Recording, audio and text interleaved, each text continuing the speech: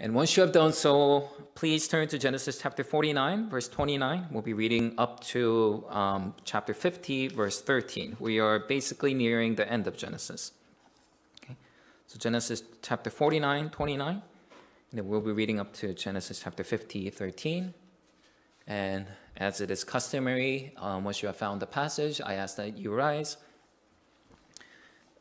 On one hand, for respect of God's word, and for the other, that I know that you have found your passage, so I can start reading. Okay. Today's passage comes from, again, Genesis chapter 49. We'll be reading from verses 29 to Genesis chapter 50, verse 13. This is God's word. Then he commanded them and said to them, I am to be gathered to my people. Bury me with my fathers in the cave that is in the field of Ephron the Hittite, in the cave that is in the field at Machpelah, to the east of Mamre, in the land of Canaan, which Abraham brought with the field from Ephron the Hittite, to possess as a burying place. There they buried Abraham and Sarah his wife. There they buried Isaac and Rebekah his wife. And there I buried Leah. The field and the cave that is in it were brought from the Hittites. When Jacob finished commanding his sons, he drew up his feet into the bed and breathed his last and was gathered to his people. Then Joseph fell on his father's face and wept over him and kissed him. And Joseph commanded his servants, the physicians, to embalm his father. So the physicians embalmed Israel. 40 days were required for it, for that is how many are required for embalming. And the Egyptians wept for him 70 days. And when the days of weeping for him were past, Joseph spoke to the house of Pharaoh, saying, If now I have found favor in your eyes, please speak in the ears of Pharaoh, saying, My father made me swear, saying, I am about to die, and my tomb that I hewed out for myself in the land of Canaan, there shall you bury me. Now, therefore, let me please go up and bury my father. Then I will return. And Pharaoh answered, Go up, bury your father, as he made you swear. So Joseph went up to bury his father. With him went up all the servants of Pharaoh, the elders of his household, and all the elders of the land of Egypt, as well as all the household of Joseph, his brothers, and his father's household. Only their children, their flocks, and their herds were left in the land of Goshen. And there went up with them both chariots and horsemen. It was a very great company. When they came to the threshold floor of Atad, which is beyond the Jordan, they lamented there with a very great and grievous lamentation. And he made a mourning for his father 7 days. When the inhabitants of the land, the Canaanites, saw the mourning on the threshing floor of Atad, they said, This is a grievous mourning by the Egyptians. Therefore the place was named Abel Mizraim. It is beyond the Jordan. Thus his sons did for him as he has commanded them. For his sons carried him to the land of Canaan and buried him in the cave of the field at Machpelah, to the east of Mamre, which Abraham bought with the field from Ephron the Hittite, to possess as a burying place. This is God's word. Thanks be to God. You'll be seated.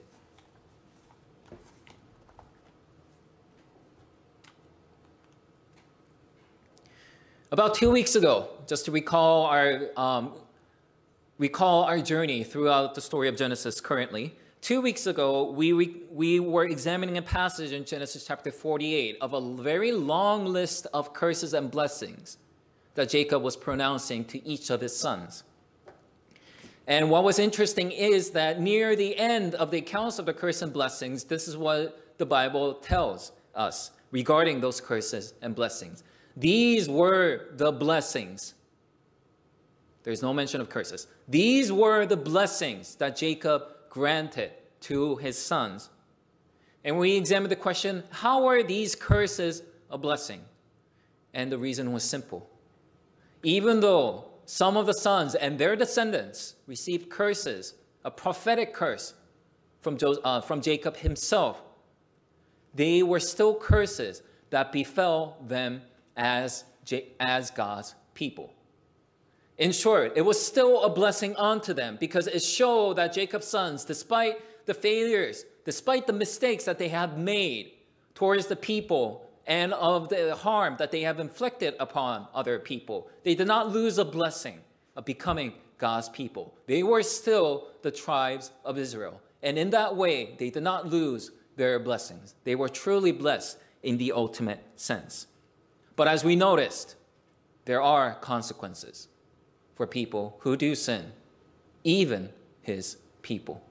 Why? Because God is a holy God, and God does not take sin lightly, nor does he take the evil of his people lightly. And thus, we do need to remind ourselves, even though we may not lose God's favor and his love and his grace towards us, we are reminded of this singular fact. God, for the purpose of discipline, may allow curses to fall upon us. And at the same time, if we are faithful, God does reassure us that indeed he rewards those who are faithful towards him, as we've seen through the example of Joseph, of Judah, and of Benjamin, arguably speaking. In today's passage, we see that Jacob's life ends as we now come to the end of his life. And according to his will, his family and Egypt go to the land of Canaan that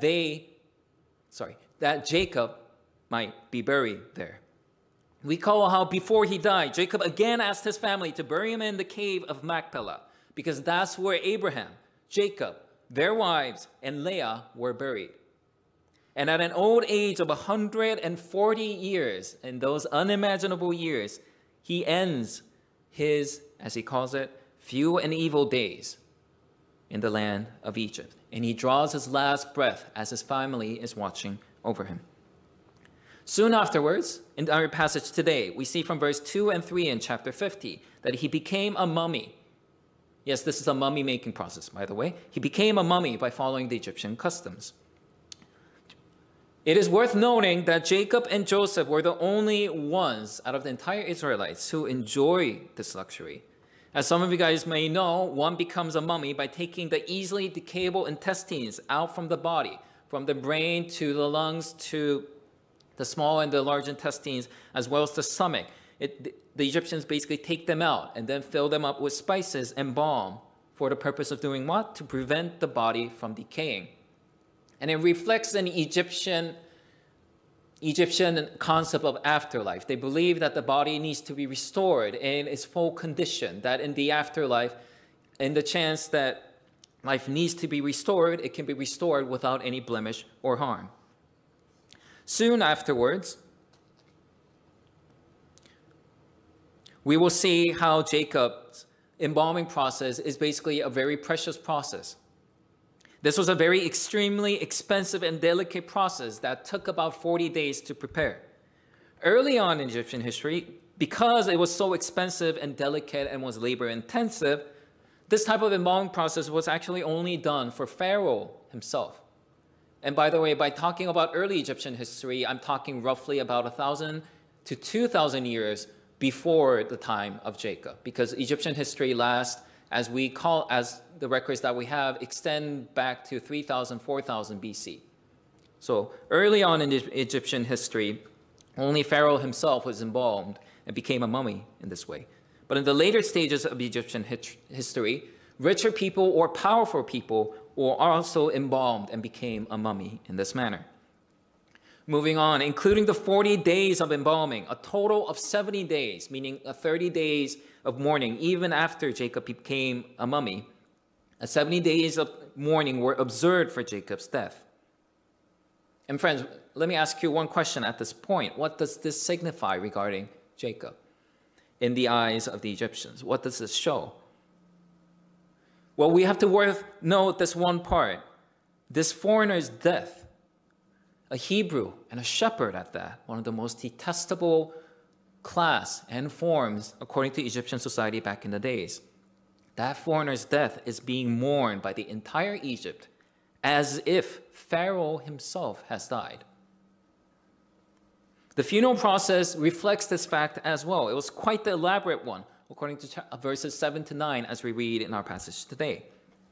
With him went up all the servants of Pharaoh, the elders of his household, basically Pharaoh's household, and all the elders of the land of Egypt, as well as all the house of Joseph, his brothers, and his father's household. Only their children, their flocks, and their herds were left in the land of Goshen. And there went up with them both chariots and horsemen. It was a very great company. So we see that indeed, this elaborate funeral process that is happening for Jacob's sake is indeed a large one. And you might be wondering at this point, so why does that matter that much? I get that it's a great thing. He's being respected, and perhaps that's a good thing, but why are you trying to detail this? That will become clear very soon. But first, let's ask this question. Who is coordinating this funeral procession? And who has planned this funeral procession? Was it Pharaoh? Was it some random Egyptian official? Was it Judah? Was it Reuben, the firstborn? As we recall, there is no doubt that it was actually Joseph who is the one coordinating and leading the funeral procession. Friends, as you recall that fact, that it is actually Joseph who is the one who is leading this funeral procession, what does that make you think about? What does that make you remember about? It's a hard question, especially in the given context of a question that's just thrown out in a few seconds. You have to recall every single fact about Jacob's history. And that's a difficult thing to do. Honestly, as I was meditating upon it, I wasn't able to think about it afterwards, but only after some time of thinking, I was able to realize this. But as I was reading the passage and thinking about the fact that it was actually Joseph who was leading this funeral procession, I'm seeing that God's words and promises are being fulfilled right now without failure. I'll repeat that again because it's worth mentioning again. I'm seeing that God's words and promises are being fulfilled without failure. As we see, Joseph is the one who is coordinating and leading this funeral procession. Now, what do I mean by that? Please look at me at Genesis 46, verse 4. This is what God says. I myself will go down with you to Egypt, and I also bring you up again, and Joseph's hand shall close your eyes. Friends, do you know what the context of this passage is? What is 46:4 talking about? If you recall, perhaps a few months ago, the passage comes from a scene where God is reassuring a fearful Jacob that yes, it is God's will for you, Jacob, and your family to move down to Egypt. For that is where your family will grow numerous, as God himself promised Abraham, Isaac, and Jacob himself. And God also promised that Jacob will come back up to the land of Canaan, with Joseph being the one who will close his eyes. That Joseph will be the one who closes your, meaning Jacob's, eyes. Today, in our passage, we see that God's promises are actually becoming true at this point, where Jacob's dead body has, first of all, indeed returned to the land of Canaan, and that it is indeed Joseph who is closing the eyes of Jacob. This can be taken in two meanings. One, a literal meaning, where Joseph is the one who is closing his father's eyes, as if to say, Father, it is now time for you to rest, an eternal rest. And secondly, the less literal interpretation is this. Joseph will be the one who takes charge of your funeral and burial.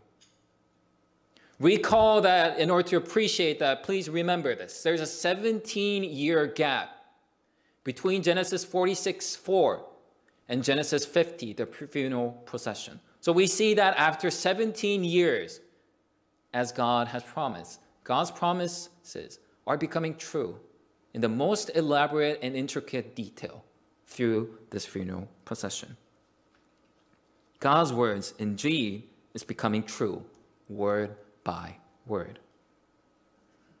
Dear church, I pray that you will have the faith to believe that what God has said, what God has promised, always becomes true without failure. Whatever God has promised his people, by the virtue of his faithfulness, by the virtue of his justice, by the virtue of who he is, if he speaks a word and a promise to you, it will happen without failure. I pray that you will have that faith steadily, surely growing in your hearts day by day. For our God is a faithful God. And please take that adjective seriously. When he says he is faithful, he is faithful. Not like in the way that mankind is faithful, but only in the way that an eternal God can be faithful. When we look at our passage today, particularly the chapter 49 portion, we see that Jacob, near the end of his days, has definitely grown into a man who truly trusts in God's promises as he is seeing the fulfillment, and as he has perhaps learned to rely on such a faithfulness even before his funeral. Friends, what kind of man was Jacob, as we recall? He was an ambitious, a greedy, and utterly self-centered man, as we have studied him throughout the past 130 years of his life, 17 years before he died in Egypt. But through the numerous wildfires and invasions from God, such as God breaking his hips, such as God letting him suffer under the weight of his uncle Laban, such as God protecting him from the abuses of Laban, as well as the murderous threat that his brother Esau was breathing out against him, and even the retaliation of the cities that were ready to exact vengeance upon Jacob for the crimes his sons committed regarding the slaughter of Shechem. Jacob experienced a God who kept intervening over and over in his life. And through those processes, recall how Jacob experienced how God is a God who fulfills his promises in the most unimaginable and unthinkable ways, despite his and his family's failures. And as he experienced through his many life failures and interventions, he realized this one singular fact: how God is true to his very word and his promises. And as he realized that, he became to realize that indeed the true blessings is to be God's people who follow after God and who follow after God's lead in his life as well. When we look back in Jacob's life over the past 17 years after he came to Egypt, there's abundant evidence that suggests that Jacob has truly learned to trust in God and his promises. It was no longer an abstract concept. He was not like a rebellious youth who was constantly wavering between his affections and the interests of his heart. But in the last 17 years of his heart, you see absolutely no wavering, but absolute trust in God's promises. When Jacob first learned from his sons that Joseph was alive and that he became the prime minister of Egypt, as we recall back to that scene where Jacob first learns that Joseph is alive and that he became the prime minister of Egypt, friends, what do you think Jacob was thinking at that very moment? Number one, of course, he would have felt overwhelmed with blissful joy because his son that he thought was dead, he now found to be alive. And when he met that Joseph that he was yearning for throughout his 27 years of his life, feeling his absence, when they indeed met face to face, they embraced one another and wept profusely out of joy. So indeed, when Jacob first learned that Joseph was alive, yes, there was a sense of joy. But there's another dimension that Jacob eventually realized. As his emotions were settling down, as he reflecting upon the fact that number one, Joseph is alive, and number two, that Joseph became prime minister, there is one particular memory that I believe Jacob was able to recall. Particularly the dream that Joseph shared when he was 16 years old. Genesis chapter 37, verse 9 to 11. I know it's a little bit difficult to read out there on the screen, so let me read out the passage for you. Genesis 37, verse 9 to 11. Then he dreamed another dream and told it to his brothers and said, "Behold, I have dreamed another dream. Behold, the sun, moon, and 11 stars were bowing down to me. But when he told it to his fathers and to his brothers, his father rebuked them and said to him, 'What is this dream that you have dreamed? Shall I and your mother and your brothers indeed come to bow ourselves to the ground before you?" And his brothers were jealous of him. But his father kept the saying in mind. 27 years ago, before Jacob met Joseph again, Jacob had this dream in mind. And after 27 years, when he saw Joseph became alive and prime minister, what is he thinking? That dream became true in the most unimaginable way possible. Remember that Genesis 37 that we have just read. This is the second dream that the young Joseph told his brother and parents. And this dream sharing became one of the reasons why Joseph's older brothers have wanted to kill him. But at the same time, as we recall once again, verse 11 reports that his father, Jacob, kept the saying in mind. And there is no mistake as to why the author of Genesis has decided to include that detail. Because once that was committed to memory, once that event came true, Jacob was able to look back and remember, indeed, God has foretold us about this. Obviously, though we did not know the details. As he is recalling and remembering and meditating upon this dream that he has received, he would have thought that this dream that God foretold Jacob's family to show how he would lead them and direct their lives 20 years ago has come true indeed through unexpected and dramatic twists and turns.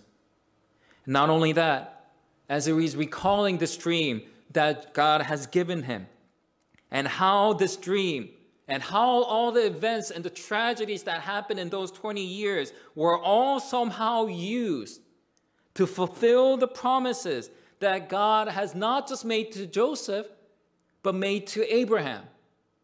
Particularly that of granting him numerous descendants like the stars in the sky and the sand in the seashore.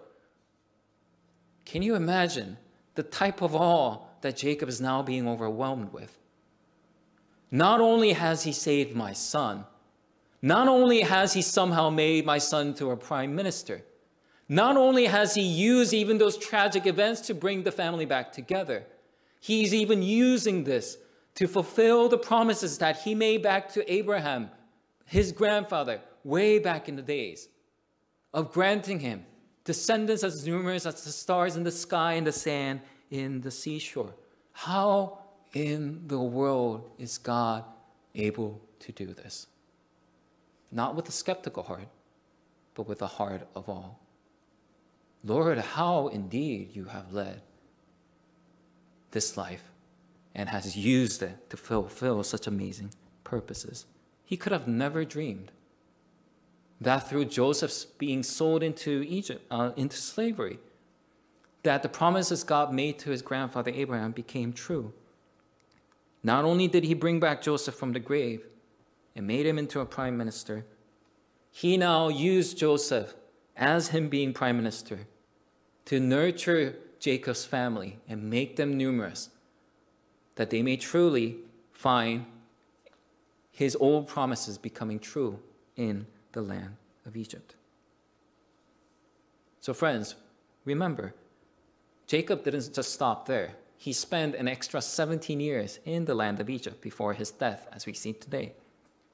As Jacob is spending the last 17 of his years in Egypt after moving down with his family, how could he not meditate upon all of the promises that God has made to him, especially when none of God's promises has fallen flat, but became true in every single intricate detail. So throughout the later parts of the Genesis that we read and will continue, that we have read so far, we see a dazzling array of evidences that suggest that Jacob was truly marinated in God's faithfulness, that he truly trusted in God's promises. And one first line of evidence is this. Number one, Jacob asked to be buried in the land of Canaan, specifically the Machpelah cave where Abraham, Isaac, their wives, and his wife Leah was buried. Recall that before Jacob blessed Joseph's sons and pronounced the prophecy 2 weeks ago, he made Joseph swear that he'll take his dead bones and bury them in Canaan, specifically the Machpelah cave. Why? Because somehow the land of Machpelah was somehow more precious than any other land in Palestine? No. Because he knew that land in Canaan was made precious because that's where God's promises lay. Jacob's request, thus, friends, was not based on nostalgia. He wasn't asking to be buried back in his grandfather's and his father's land just because he felt nostalgic for the land he was living there. No, he was wishing to be buried there because he wanted to stay and hold fast to God's promises that God has given him. Another line of evidence that we see that Jacob has indeed learned to trust in God, especially during the last 17 years of his life, shows from the fact that Jacob, looking forward to God's promise throughout Genesis 47 to 49, in particular in Genesis 48 that we meditated about 4 weeks ago, when Jacob grants the land of Canaan to Joseph's descendants in particular. Friends, recall how 4 weeks ago we were talking about how an old Hebrew shepherd could offer something, a blessing, that neither the prime minister of Egypt, nor the Pharaoh, nor the richest of Egypt could offer. It was the blessing of becoming God's people. What was the evidence that showed that Jacob was trusting in God's promises? By granting his descendants the land of Canaan. Why was that significant? Because recall, the land of Canaan isn't Jacob's yet. The land of Canaan wasn't Jacob's or his family's yet. They become his family's, his descendants, 400 years after the point he makes his promise. And is there any way that he could predict by his own power that they're going to claim the land after 400 years? Absolutely not. Who knows who could have taken possession of that land after 400 years? But Jacob knew by God's promises that land will indeed in the future become theirs. That's why he was able to offer that land as an inheritance, as a blessing unto his people. So in short, we see that indeed Jacob is truly banking all of his life, his promises and his trust and his life, not upon any of the achievements or wealth that he used to so hold on to, but solely upon God's promises alone. As he has meditated and realized how God, through his unsearchable wisdom and his power, has guided him through history, his entire years in Egypt constantly showed a singular trust in God's promises over and over again. One that has been built on a relationship with God, an experience of promises fulfilled. Friends, what do you think having a relationship with God means? So many of you guys have heard the command and the exhortation to have a relationship with God. But what does having a relationship with God mean? Friends, if Jacob is any example, we know this for sure. Having a relationship with God is not just having a sense of some kind of emotional satisfaction. As you somehow meditate and perhaps put yourself in a trance of religious sentimentality. Though there is definitely a place for emotion, that is not what having a relationship with God only entails.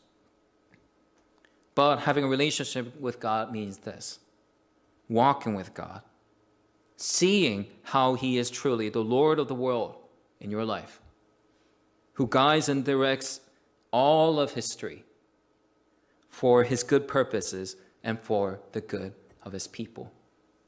So for you to have a relationship with God simply means this, and this is one thing that you must reflect upon. God is currently guiding your life. Do you see his fingerprints in your life? Do you seek to see his fingerprints in your life? Because that is one of the things that we need to do in our devotion.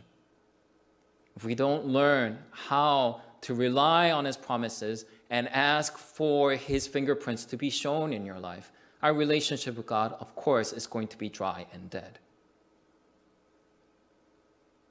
So I encourage you, when it comes to a relationship with God, walk with God. Do not walk separately. Do not think this is some kind of emotional exercise. It's more than that. It is learning how to walk and trust in the ways and paths that he is guiding you currently. Coming back to today's passage, despite his shortcomings and other failures, God has even redeemed a man like Jacob and made him into a man who worships him and him alone. And by the grace of God, Jacob has become a man who trusts in God unwaveringly and singularly without failure. And it wasn't just his final living days that Jacob has preached the faithfulness of God over and over again. Even Jacob's funeral procession is a testimony to the fact that Jacob was trusting in God. Because friends, remember, how did this giant funeral procession happen to begin with? If Jacob asked himself to be buried in the land of Egypt, was there this funeral procession needed to begin with? Absolutely not. There may certainly be a time of mourning, and certainly there could have been a time of respect and mourning, as we are seeing from Genesis chapter 50. But this giant procession, funeral procession that included hordes of soldiers, as well as Pharaoh's top-ranking officials, happened because Jacob kept emphasizing the promises of God. That's the whole reason why this funeral procession happened to begin with. If he didn't trust in the promises of God, he would not need to be buried in the cave of Machpelah, where God's promises, where it was the site of symbolic God's promises. But because Jacob trusted in the promises that his people would become a kingdom and a nation of priests who are called to reflect upon his goodness in the face of the earth, because Jacob still trusted in that, especially near towards the end of his days, this entire funeral procession happened. So even that funeral procession, friends, you can say, is a sermon that he preached with his life, that constantly said, God is indeed faithful. So do not fail to trust in him. Think of all the children and his descendants who are attending his funeral procession. As they are following them to the land of Canaan, outside the land of Egypt, and visiting the site where God's promises lay, what would they be thinking? God's promises are still alive, as our father and grandfather Jacob is telling us. And we will eventually come back to this land. Therefore, we also must learn how to trust in his promises alone. So truly, towards the end of his day, after paying a very expensive life lesson of 130 years, Jacob finally reveals himself to be a man marinated and transformed by God's faithfulness and goodness over and over and over again. So friends, how does this passage either resonate, or what kind of application can we draw from this passage, or the challenge that it offers us to you today and to our lives, other than the ones that were briefly mentioned? Friends, I believe one of the reasons why a Christian life today, especially in modern culture, in our day and age, the reason why our lives seem sometimes so dry and dead is because we absolutely have no idea of the promises that God has given us in our lives right now. I'll repeat that again. I believe one of the reasons why our lives, especially our Christian lives, are so seemingly dead and dry is because we have not even learned or know of the promises that God has given our lives. And because we do not know the promises that God has given us, we do not even think about building our lives upon his promises. And that is why we wander like Jacob in the first 130 years of his life. Recall that Jacob is not a man who is too different from us in many ways, whether man or woman. He is a man who searched after idols, believing what many of us perhaps believe right at this very moment as well. That wealth can offer indeed true satisfaction. That indeed having the love of your life can offer you true satisfaction. That indeed having all the possessions and recognition and honor that a person can enjoy will grant us a true and blessed and everlasting life. And friends, if Jacob's testimony and his life story is any indication, we see how utterly those fail in his life. As he sees the love of his life conflicting with one another and destroying one another. As he sees that his pursuit of wealth and the values of wealth are destroying his family members, his sons particularly, as they greedily destroyed an entire city for their own purposes. Friends, we see that the life of idolatry from the example of Jacob is not a life worth pursuing And that precisely happened because he absolutely knew nothing and didn't take God's promises seriously in any sense of the word. So friends, just to keep it short, in order for us then to indeed have a powerful life, we're indeed not just convinced just in our mentality, but enjoy a blessed life that Jacob has enjoyed in the last 17 years of his life, is this: please learn God's word. Please learn God's word. The scripture in the Bible that we are given today is the collection of all of God's promises to us today. Although we do not take it seriously, perhaps, as we should be, these indeed contain the promises that God has given to us today. Even though God may not speak to us directly, as he did with the patriarchs Abraham, Isaac, and Jacob, his promises that he has written down in the Bible is not just for historical people back in the days, but for us today.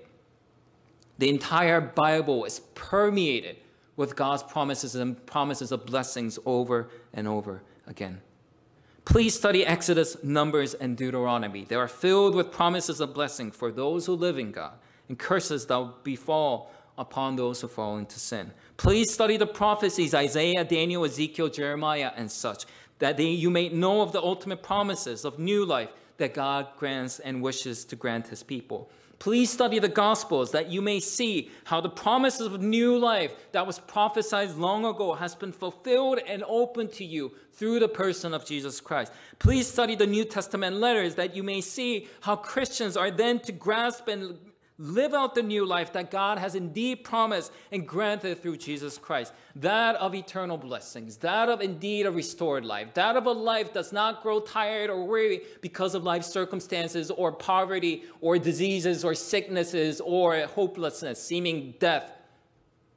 But a promise and a hope and a conviction that indeed a God has granted us life everlasting, that cannot be flickered or hindered or broken because even by even the forces of death. Why? Because our God eternal has even defeated death itself. Because our God eternal has broken the cycles of curses that have befallen upon mankind. That God eternal has promised to grant his people who pursue righteousness, everlasting and eternal protection and provision. That indeed as we pursue after the heart and life of God himself, that the broken lives of this world and ours by sin and evil will be restored and renewed and recovered in a way that our power and our will alone can never recover. So friends, I pray, study the scriptures and by so learn of his faithfulness, learn of his promises, and learn how to trust them. Be God's people by trusting in his promises. First, know of it, of course. If you don't know of his promises, you can't learn to trust of them. But once you know of them, learn how to trust those promises, just as Jacob is doing. For indeed, if we learn, and if we do not learn how to trust in his promises, we can never say, and we can never learn how to live with God as our King. But once we start to learn how to trust in his promises and live with him as King, we will see and we will experience how in the craziest ways God will direct and complete our lives in the way that Jacob is experiencing. How even the evilest and the most destructive forces of mankind can only serve to better his will. So friends, I exhort you once again, be God's people by trusting in his promises, by knowing, learning, and trusting in his promises. And I pray that the more and more you do so, you will find the inexplicably infinite God working out his unfathomable plans in your life over and over again. Friends, with that focus in mind, let's pray.